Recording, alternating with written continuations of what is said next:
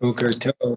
Today's Yomi is Kesubos Daf Samach Gimel Kesubos 63. We're going to start on the bottom of Samach Beis Amud Beis on the bottom of 62b, where the Gemara tells a story.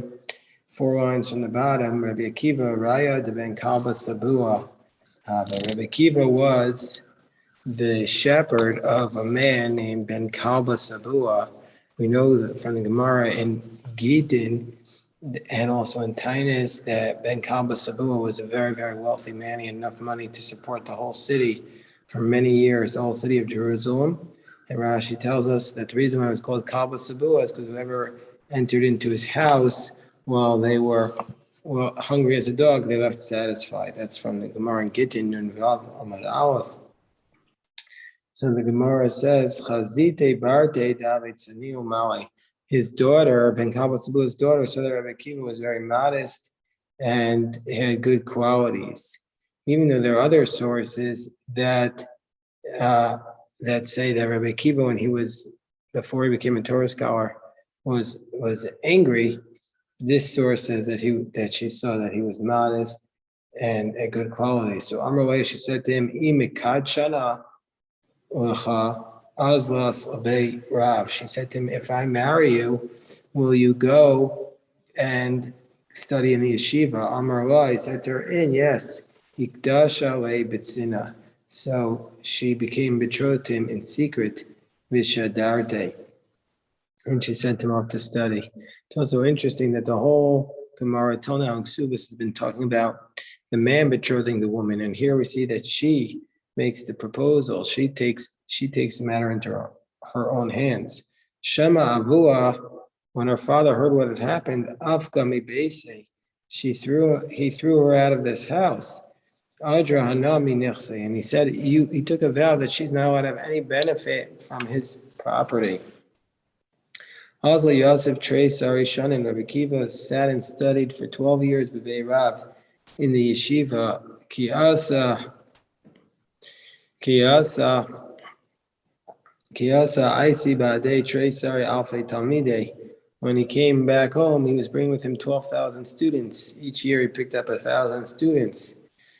Shamelahu Saba, but then he heard that there was an older man. Some attribute this to Eliyahu and Navi, that because whenever the Gemara says Ahu Saba, that maybe refers to Elijah the prophet, heard an older man, the Kamara Ad Kama Kamidabras Amanus Chayim. He said, until what extent, how far along are you going to be what's called a living widow? It means that you're sitting here living like a widow, and your husband's studying in yeshiva. How long is this going to go on for?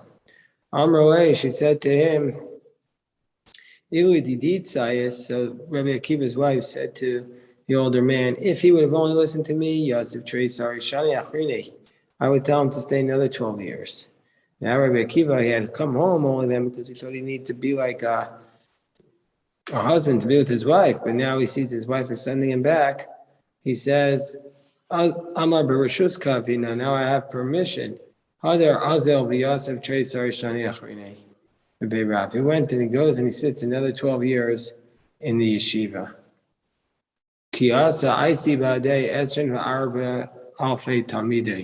When he comes back, he brings with him 24,000 students. He brought back with him this time 24,000 students. We know from the Gemara in Yevamos that Rabbi Akiva had 24,000 students who died. So these are the same 24,000 students. They died because they didn't give honor or respect to each other. So it's possible that maybe if Rabbi Akiva had been with his wife, it would have learned from his wife how to give honor and respect. But anyway, what happened next was Shama de Beisao. So his wife heard that he was coming. She was going out to greet him. Amrullah, they said to her, Shivavasa. So her neighbor said to her, Shili mani levushe v'chzai. Go borrow some nice clothing and put on your nice clothing. Meaning to say, don't look like a shlump. He's coming home to see you after 24 years. Dress nicely. Amr lahu, she said to them, Yodea tzaddik nefesh behemto. said, no, a tzaddik, and her husband was clear that tzaddik, he knows the soul of his animal, meaning to say not that she was an animal, but the tzaddik can tell. She cited the verse. She's saying a tzaddik can tell the inner side, the inner person, who they really are, and doesn't need to look at the externals. When she came close to him, she fell on her face and she started kissing his legs. So they were pushing her away. So his attendants were pushing her away. At that point, when they're pushing her away, Amar lahu, Rabbi Akiva said to them, Shafkua, let her be. Shali v'shalchem shalahu. What's mine and what's yours belongs to her. Rashi says, Torah shalamadati ani v'shalimadatem atem al yadahu. So he says, this Torah that I learned, and the Torah that I taught you, was a result all due to her, because she sent me to yeshiva and she told me to stay there another 12 years. Shama avua da'asa gavarava. Now her father, who Rabbi Akiva had taken an oath, now Rabbi Akiva had taken an oath, Ben Kalba Sabu had taken an oath that his daughter couldn't have any benefit from his possessions. Her father heard that a great man had come to the town. Gavarava Aslavamata. He heard that a great man had come to the city. So Amar Ezel Gabe Afshar the Mayfer Nidrai. He said, I'm going to go to this great man. He didn't realize it was Rabbi Akiva, but I say maybe this person will come and annul my vow. Asla Gabe Amar Adaita the Gavara. He said, well, did you make the vow thinking that your daughter's husband was going to become a great man? He said, even one chapter, even one halacha, I would never made the vow. So Rabbi Akiva said, actually, I'm the man who you made the vow about. And look, you see, I'm a great scholar now. So Ben Kavasabur fell on his face and he kissed him al-kari on his legs. And he gave to him half of his money. So the Rivash says Rabbi Akiva didn't actually annul the vow. The vow was annulled by a different rabbi. Rabbi Akiva found the heter. So the Tosfos asked the question, but this is not usually a good pretext for annulling a vow, because we say, because this was not a situation that was in existence at the time, because at the time Rabbi Akiva was not a great scholar. So Tosfos explains it's not considered noad.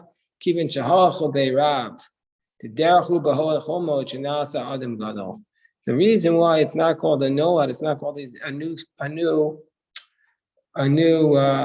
what's the word? New facts developing, is because at that point Rabbi Akiva had said he was already going to yeshiva, and if he was going to yeshiva, of course he's going to become a great man, because anybody who goes to the yeshiva will become an Adam Gadol. So that's what we have. If we apply ourselves to Torah study with seriousness, it's certainly the case that we're going to become great in our learning. So therefore, it's not considered new facts. Then the Gemara says, Barti de Rabbi Akiva, Avdalel ben Azai Hachi. So Rabbi Akiva's daughter acted in a similar way for Ben Azai.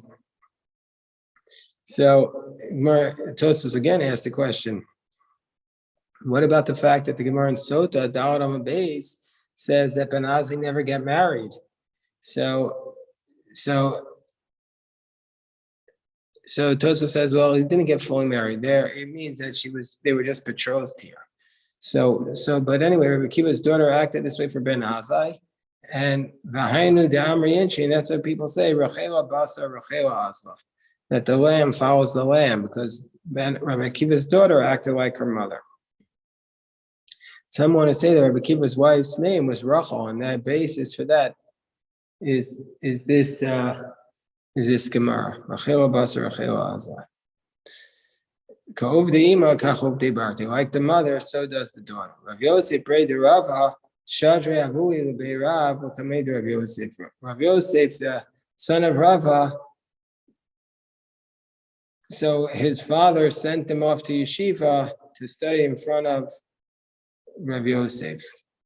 Paskue Shishane. So he said, go for 6 years. He gave him money to study for 6 years. But after 3 years, Mata Mal Yom Kippur. Then his son, Rav Yosef, the son of Rava, was coming home on Erev Yom Kippur.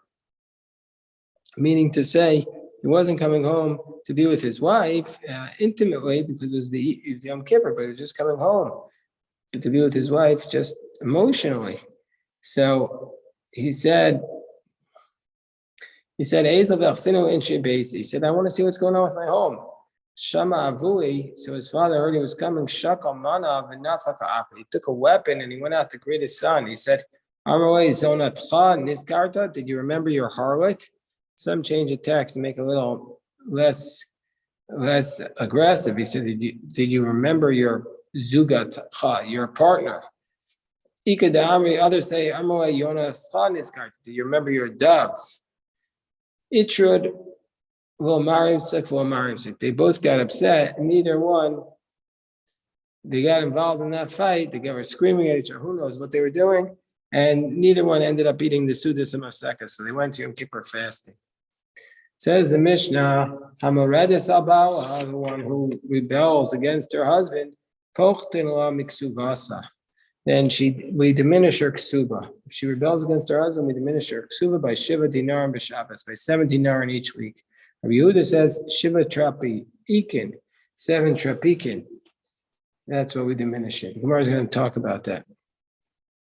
Gemara then says, Ad Matai Hu Poches, until what? How far does he keep diminishing it? Akinegi Ksubas, until the Ksuba is depleted. Rabbi Yosef says, he said, no, you keep depleting it even after the ksuba is gone. Maybe she'll get money from a different source. So also somebody rebels against his wife, and you fine him and make him pay an extra 3 dinar for each week, b'Shabbos. Whereas Rabbi Yehuda says, 3 trapikin. The Gemara in tomorrow's daf is going to explain the difference between a dinar and a trapik. But for now, Memora is reminded. The Gemara wants to know what she rebelling, how is she rebelling. Rafuna says, Mitash Shamita. Rafuna says she refuses to engage in marital relations. Rabbi Yossi Bar Chanina says, she refuses to do the work that she's obligated to do, that she agrees to do when she got married. She was supposed to produce earnings. She refuses to work. Tanan Machena Morid al Ishta, but doesn't it say in our Mishnah also one who rebels against his wife? Bishlam Amanda Amar Mitash Mishi. Mitashrish, it makes sense according to Rafuna. It says,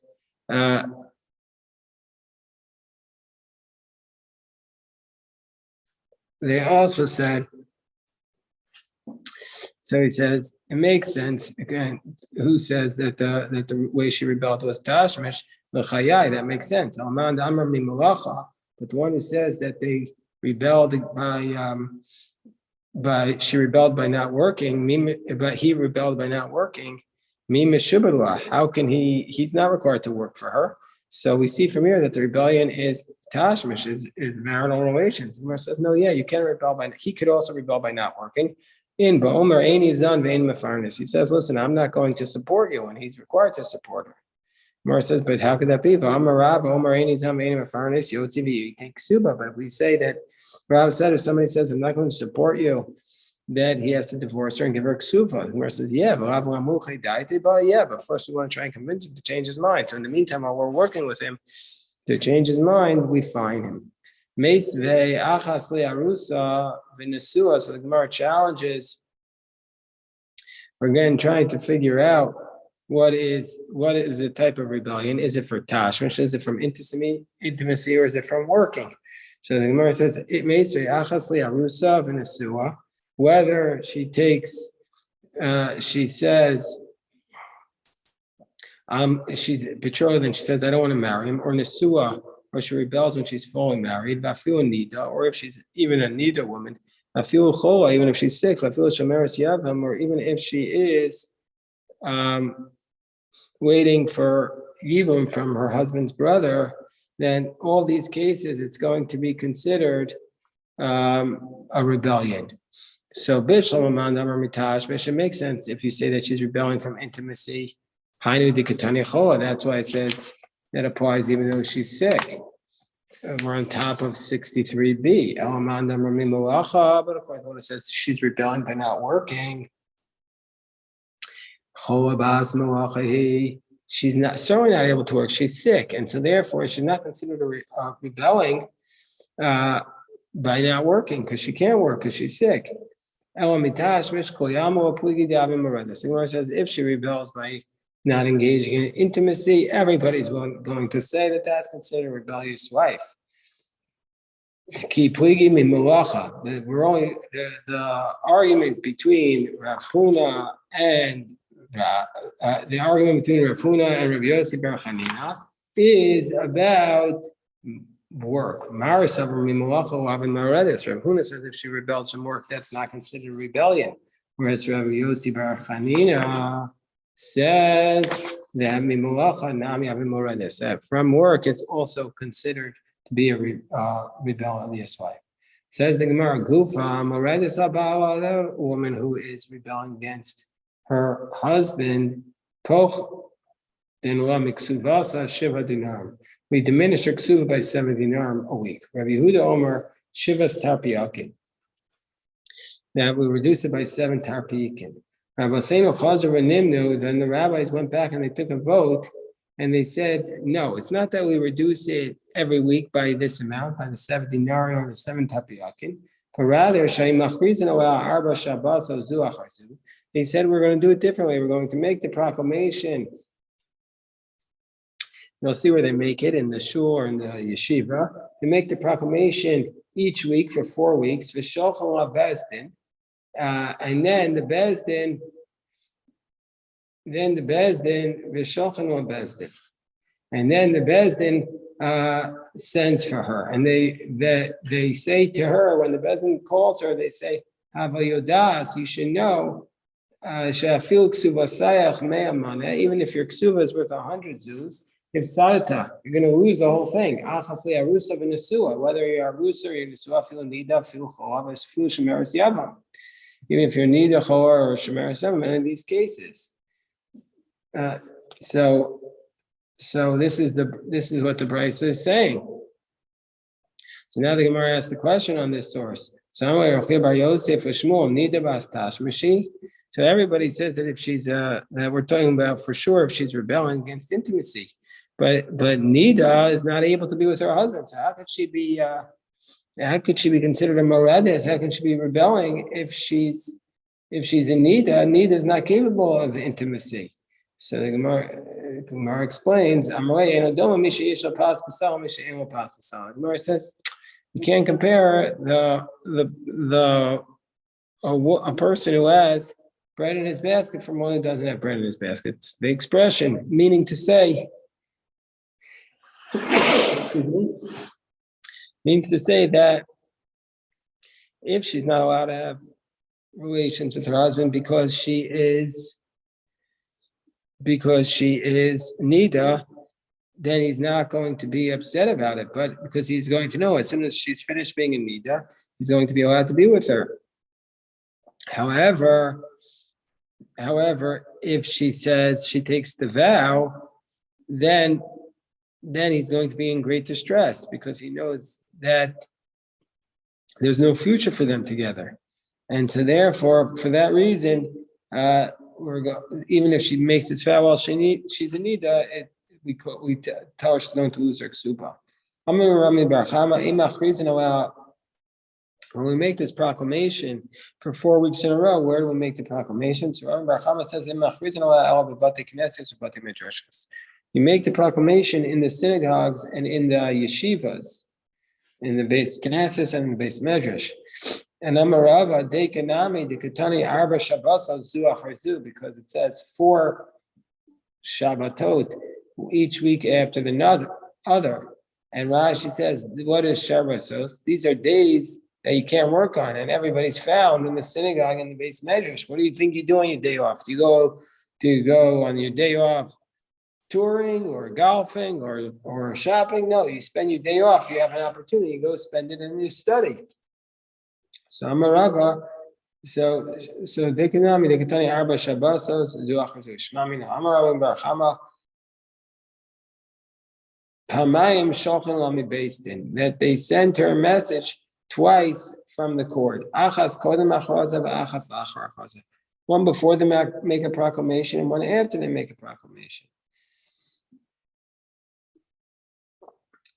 Darash Rav Nachman bar Rav Chisda halacha k'Rabboseinu. So Rav Nachman bar Chisda said the law is like our rabbis of our Mishnah, and in our Mishnah they said that they diminish each week. They don't take it all away at once if she doesn't change her behavior over 4 weeks.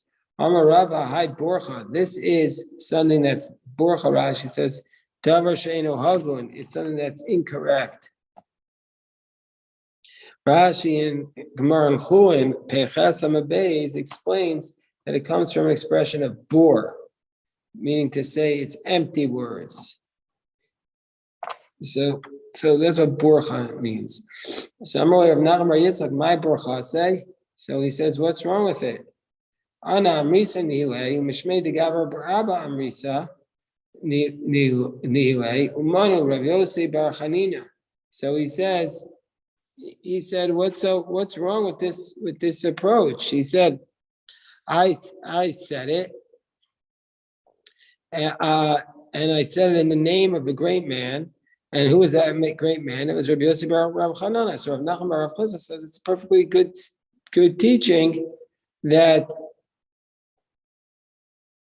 the psak is that the psak is not like our Mishnah.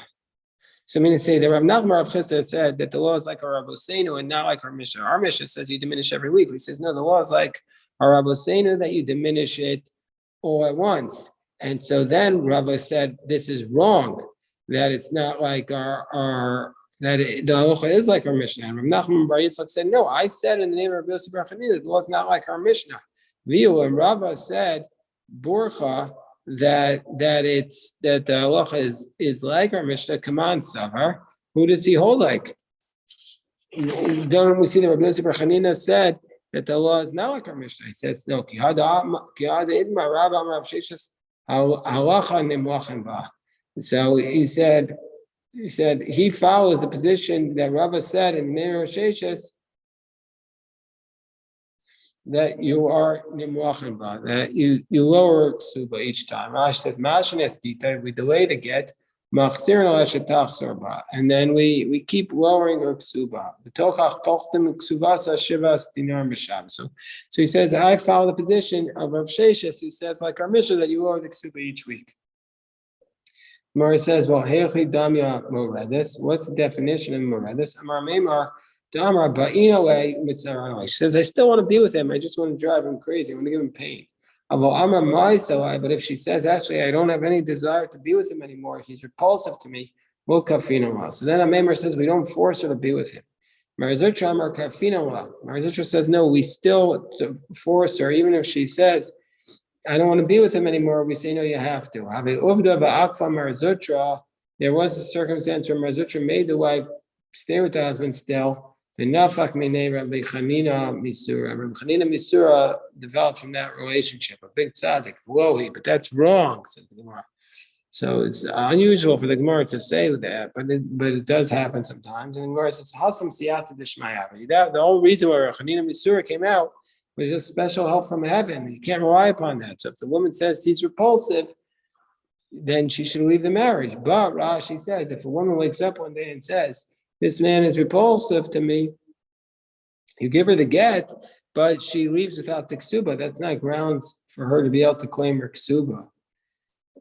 So Kawase de Rav Zvid Imrada. So the Rav Zvid's daughter-in-law, she rebelled and she said he's repulsive to me. Havatfisa Chada Shira. So she was grabbing a hold of one Shira. Rashi says this is one robe that she brought with her into the ksuba. So Yosef Amema Marzucha Rav Yosef Rav Gamda Gabao Yosef Kamri Mardav Sida Belosa Kayamin. She said that if she's rebellious,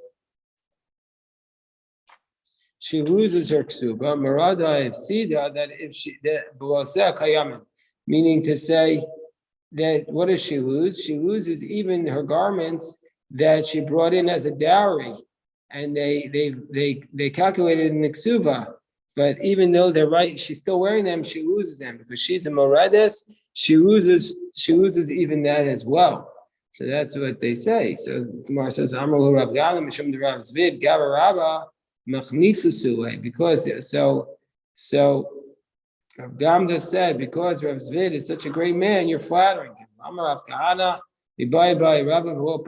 actually, we don't know that halacha. Meaning to say, we want to know, does she lose those garments also? And it wasn't answered. And Ikadamri, the alternative version of the story is, Yosef Ka'amri, Marda lo sida that the alternative version of the story is that if she rebels, she doesn't lose the garments that are still intact, that she gets to keep them. So he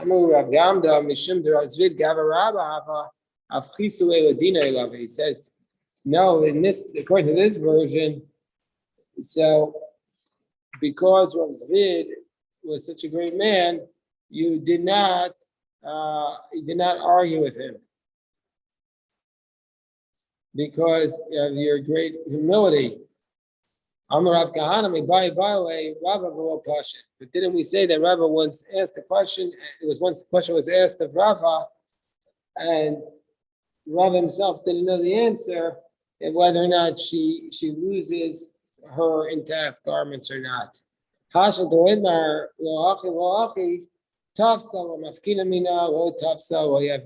now we say, since the matter was not clarified, who gets to keep her garments that are intact if she's a rebellious wife and loses the ksuba, since it wasn't clear, therefore we don't take it out of her possession, but we also don't give it to her.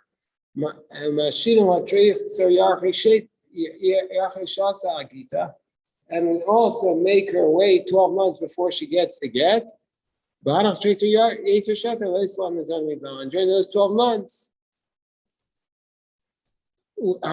those 12 months, her husband doesn't need to support her. But we make her wait, maybe she's going to change her mind.